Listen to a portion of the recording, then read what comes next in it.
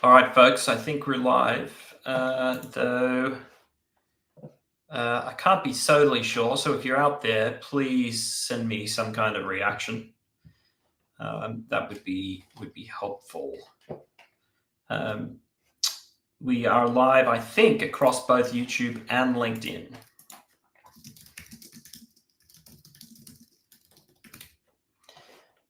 So I'm just going to verify some of that. Again, a bit of an experiment this week. We're refining this thing down into a science. And so apologies for being a bit boring here whilst I'm looking this up.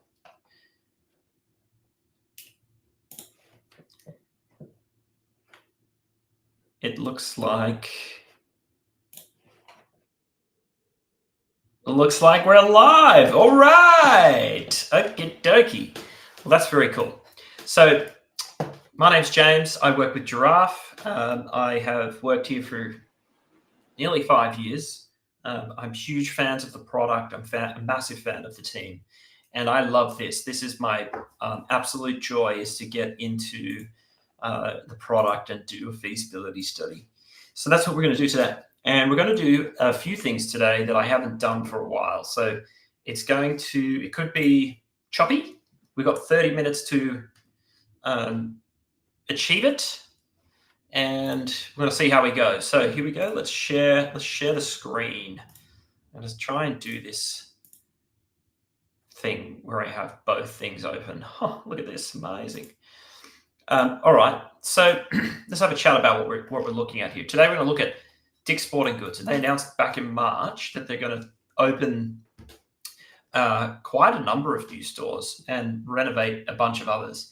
And the reason I like Dick's Sporting Goods, other than they're a great brand and they have incredible products and really helpful staff, like as a consumer, I love Dick's Sporting Goods. And my kids do baseball, and so we're always seem to be down there for a glove or something or other. Is that their business model is ridiculous. This is the other reason why I like them. They make a lot of money, and they have these new concept stores called House of Sport. And House of Sport has the Golf Galaxy centers. It has this new footwear brand thing that they're doing, experience thing that they're doing in there. And they're so successful that when they build them, they make about 35 mil a year in revenue, of which they're making 20% margin. So I was like, this is ridiculous. They should be building these as many as they can all over the countryside and printing money. And I guess there's a logistical challenge there.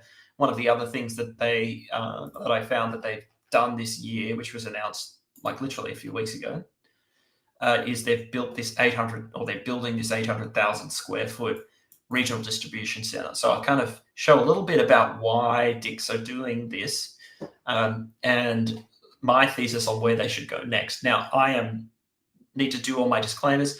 I am doing this purely for entertainment purposes only. I don't know anybody at Dick's, and I literally just love looking at at retail deals, real estate deals, and so this is my pleasure to be doing this. So let's start by setting ourselves up inside of Giraffe. I'm going to pop back to the Giraffe platform here. And retail is so interesting. When you have a successful retail kind of operating model like Dick's do, the constraints are so different. When you're doing multifamily, you're really tied to market rates and interest rates. But when you're doing something as fun, as exciting as printing $35 million a year based on these incredible concept stores, then you can think about the problem very differently. So hands up if you want to spend 11 million and make 35 in 1 year. That's a pretty good return. I mean, they make 20% of 35, but still pretty amazing. Okay, so you can see here I'm in Giraffe, and for those of you that haven't done Feasibility Friday before, I am oriented here on the map. This is all of my projects all over the country. I'm not going to talk about that too much. We want to get in and start talking about Dick's Sporting Goods. So I'm going to close off the portfolio layer here, actually, and I'm just going to start a new project. And the reason I want to start a new project is I want to think about this fresh. I want to bring in some data to help me think about where we should go. So I've gone before this call and I've mapped out Dick's Sporting Goods locations. I'll share that. You can see, and I haven't done all of them. They've got 700 stores or something crazy. But I have mapped out all their House of Sport stores. And these are the ones that is where they're doing the high experience. It's a big capital investment and they are printing cash, right? So I want to see where they've gone. And then the other thing I've done is I've mapped out their distribution center. So let's go in and have a quick look. First of all, I'm going to add a data layer. And we want to add a vector. And the vector is going to be just a CSV, which is our location of the Dick's Sporting Goods. So I'm going to upload a CSV. And that CSV is one I made earlier. There it is, Dick's locations. Go back to Giraffe, sorry. I was just in upload file. Okay, cool. So you can see, I think it's quite self-evident what's going on here, but all of them are located here in the East Coast. We haven't really got any House of Sports out here in the West. There's no House of Sports in Florida. I'm in Florida. Come down to Florida, baby. Maybe even the Atlanta market would be a great market, but they're also like Northeast currently. So let's put these in. And all I did there, just so you know, is I got the address. I showed you this already, but I got the address of each of those just off the Dick's Sporting Goods website, where they're mapped as a House of Sport, and I chucked them into Giraffe. Okay. And when they come into Giraffe, they're now a layer, which I love. Right? Beautiful, easy to understand, logical. All right. Now, the other thing we wanted to look at was the location of the fulfillment center. So this 800,000 square foot logistical hub, I imagine, is in part to help the distribution efforts across the rest of the country. Dick's House of Goods, House of Sports, are currently a northeastern operation. So we are looking, I guess, this fulfillment center to help us sort of distribute product elsewhere. So I've gone and mapped that out as well, and I might just add that to our project. It's in Fort Worth. Let's go back to Spaces.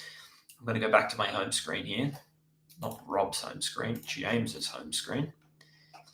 And we'll shoot over here to this project that we just made, which I think is in Fort Worth.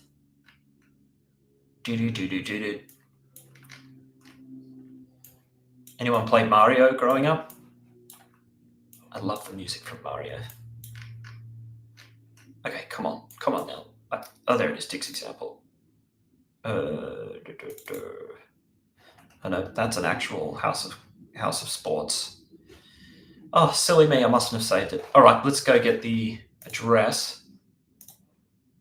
It's on the corner of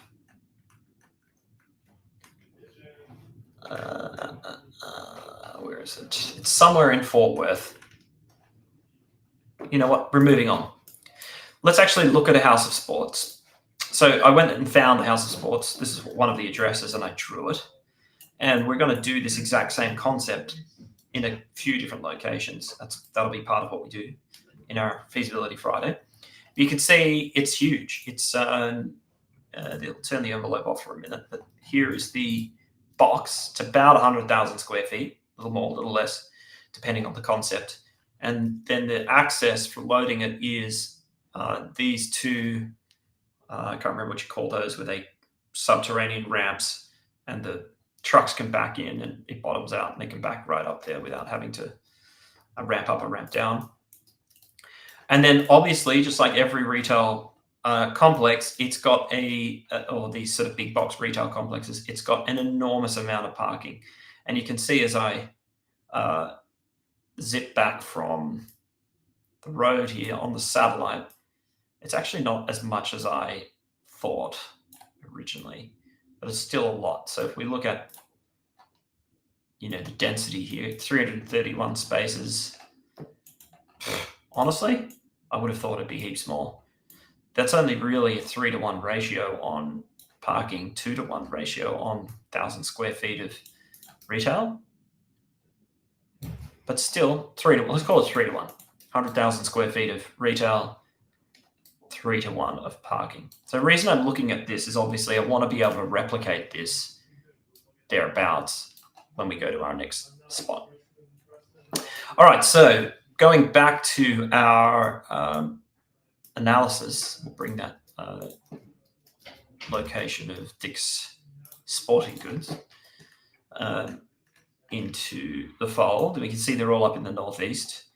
Then probably the places we want to look are, these are all quite developed metros, generally speaking, but not downtown. They're nowhere near downtown. They're in like suburbia of these big cities. So the Scranton, you can see it's out in the suburbs. There's one in Pittsburgh, I think, is out in the suburbs. So, if we were to do this in Orlando, there's already a Dick's in Orlando, but it's not a House of Sport in Orlando. But I think we want to go somewhere like totally fresh. So I'm going to go to Atlanta. But we could easily be going, and maybe this is part of the Dick's expansion plan, I'm not sure. We could easily be going up to Denver or anywhere else now that we have this distribution facility down here in Fort Worth. I'm imagining that's really to serve the West, but I don't know. All right, let's stick to the Southeast because that's what James knows best. And let's start having a look. I want to bring in a couple of data layers before we think about zoning or anything like that. I want to bring in something demographic. And we have all sorts of demographic data in Giraffe. That was a little interesting inflection of the old voice. So one of the cool things we can do with Giraffe is use lens on the housing data. So you can see this is the region of the country or the census block, and then this has its population, which is pretty incredible. And there was a families density, and this one is impossible for me to read.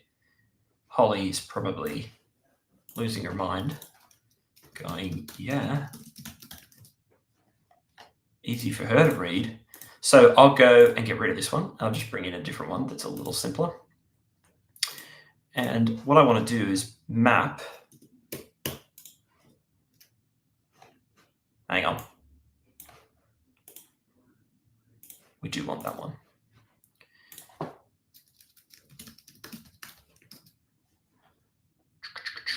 Housing demographics. Okay.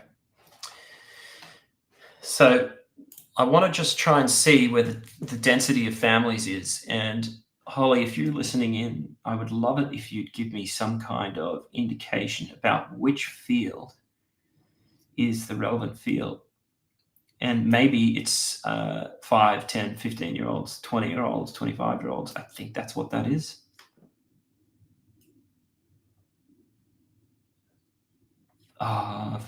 Females, families, unemployment rate. I've lost my bearings on this data set. Let's color it by.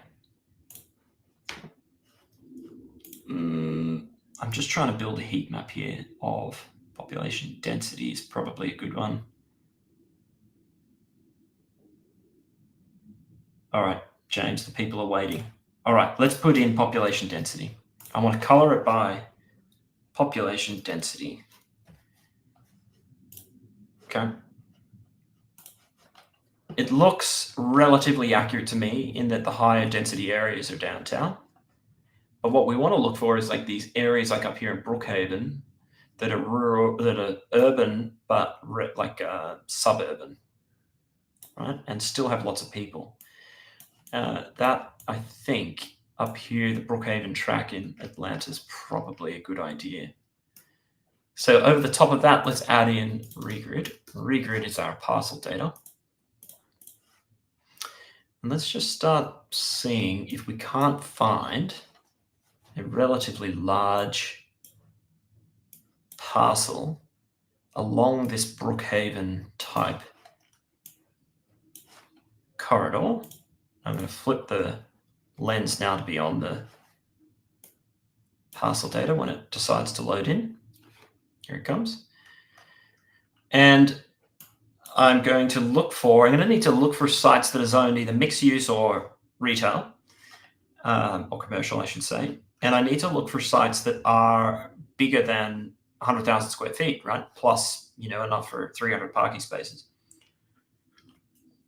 Ideally, in a bit of a retail type situation where there are lots of families around who are going to be playing ball and whatnot. And I can always see, I like to see where the cities are green. That usually means families live there. There's a school up there. Again, I'm way out of my depth here, but let's just start rocking and rolling. So we'll turn the satellite down. I'm going to add a filter onto the zoning subtype. We'll say, let me see, please, where all of the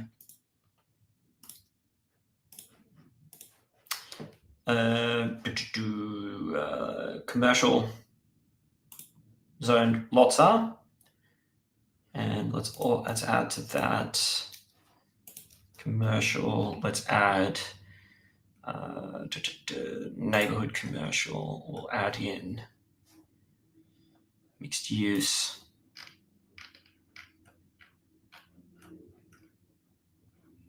Okay, I'm happy with that. And this is just Regrid's incredible data set that we're filtering. And really, we're not going to find too many sites that are going to match the criteria here. They're probably going to be owned by someone else. So let's then add in an acreage. And we'll say the acreage is greater than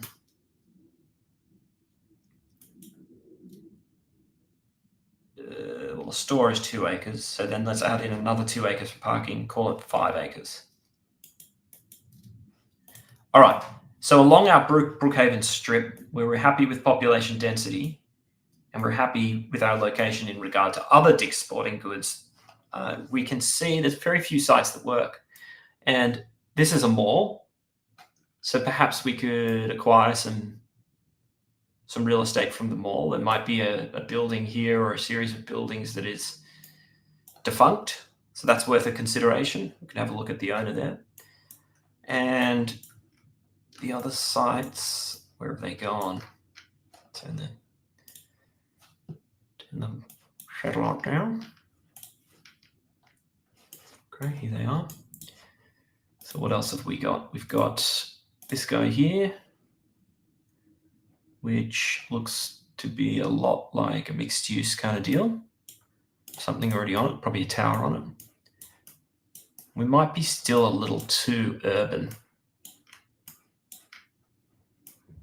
Here we go. All right, a car park. I love it. Okay, so this looks promising, people. It may still be too small, but we're going to give it a red hot go. All right. So what I'm going to do is turn this fella into our site boundary. So I'm just going to right click on it. Actually, first I'll hide all of this and I'll say edit project boundary.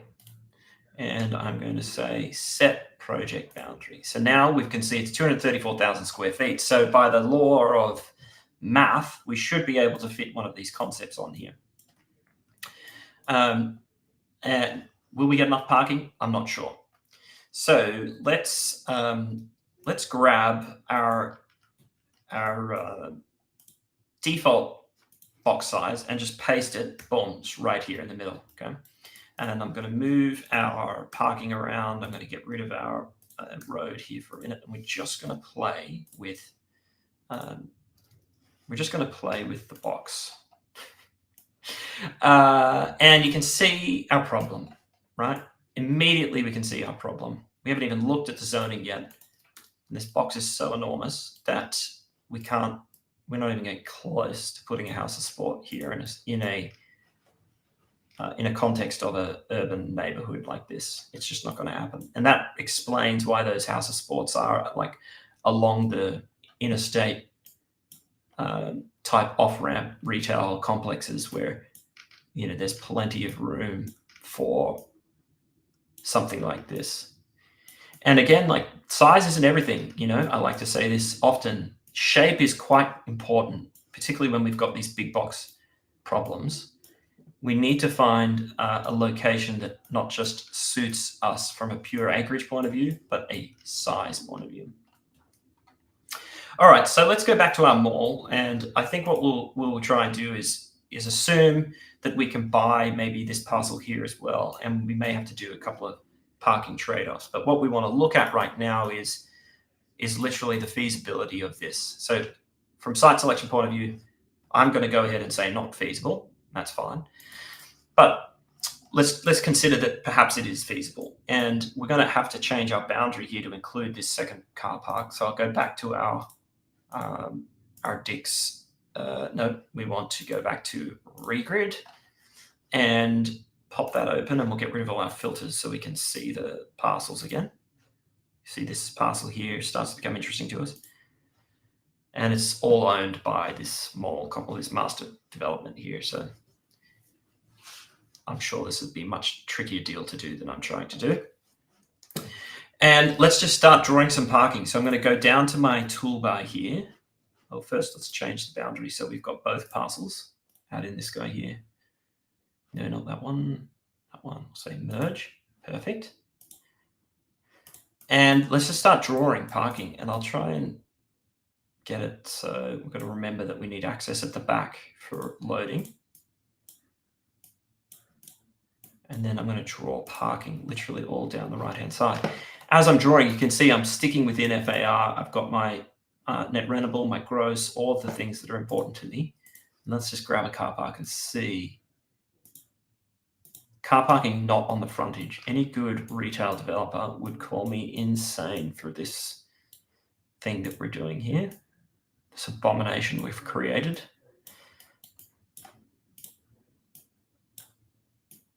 Okay, we can get basically to our parking ratio, just looking at it very simply. And let's do our access. So I'll just draw some roads that run the whole way around. Make sure we can get, containers in the front, containers in the back. I mean, customers in the front, containers in the back. And we'll use this easement. Oh, there's a road that sort of runs here, but we're just going to have to lock that in as part of our deal. I think this is how the trucks load. This is a fire route, and here is our parking. And maybe, just maybe, the return on this store would be so high that we could envision the frontage being here. But right now I'm screwing up the economics of the whole thing, the store plan, everything, by changing the template.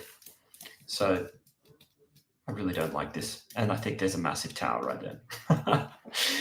Anyway, so what we're doing here, you can see as I'm thinking through the site, I'm interplaying between stock, as in the options that are out there in the markets that I'm looking in, with real problems. Like, I'm trying to control the cost of my house of sports to $11 million exactly. 11.5, I think he says in the article. And if I can do that, then it's worth me printing them across the country. Now, the other real problems are the actual geometries. And when we look at placing something this big, any change we make to the floor plan introduces unnecessary costs. So we really want to find something that's massive. We may even create our own off-ramp from the interstate. There's all sorts of possibilities that we could do. And all the good retail developers tell me that the other major factor is access. You want to be able to see visibly, oh, there's a Dix over there. Let's go there. Take this exit, off we go. And if you can't see the store, then that hinders quite a lot. And this kind of access where the front of the store is over here and the parking is here is obviously silly. So let's get into assuming the design worked, which it doesn't, let's get into the math of the store and have a look at how we might build this out. And I am very curious how they get to 11 million. I think it's probably a land price in there and then a construction cost. I am genuinely curious. So I'm going to just start building this out. And I want to keep this relatively efficient. The first feasibility metrics, we failed. Design, we failed. Parking, we're like right on the edge. Access, we've passed. Visibility, we've failed. So short answer of Feasibility Friday is this is a failure of Feasibility Friday. However, let's keep going. I want to understand how the metrics work here. So I'm going to go create a calculation that just looks at the investment to build on-grade parking here and build these roads and build this box. So we'll say, let's take the area, so the gross area of all our elements, and multiply them by their hard cost. A times B. All right, and that's going to give us $200 million. Way too much, call this hard costs. So why is that? Let's go have a quick look at our hard costs. And you can see if I go down to Dick's Sporting Goods, we're building at $400 a square foot. I don't know, that seems quite high, but 400 times 100,000 is not 200 million. Our car park, though, is building at $1,500 a square foot. So I'm actually going to zero that out because I want to calculate that a different way. And then our road, I also want to calculate that a different way. So let's zero that out. Where is the road? There it is. Zero. Good. All right. So when we do that, hard cost calc multiplied by gross area, now we should have 40 million. That makes much more sense. So we'll call this hard costs.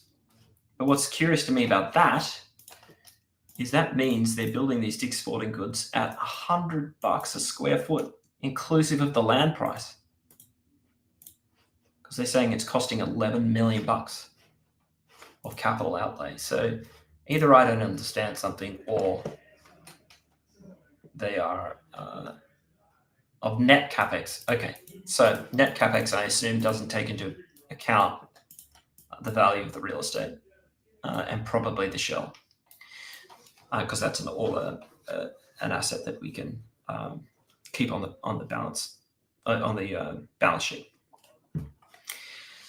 So what we want to think about here is the 20% income starts to make a bit more sense. You're not putting in 11 and getting out 7. You're probably putting in a much higher amount and getting out 7 million, which would include our cost to build and our cost to acquire the land. And we could populate all of that here, but we've run out of time because I've waffled so much on this Feasibility Friday. So I hope that was helpful. If you like to think about real estate deals, you can see I have spent too much time thinking about location and not enough time about parcels, like the macro of where everything is versus actually plonking one of these down. And tune in next week where we'll do something far more interesting than I have just done. Thanks everybody for your time. See you later.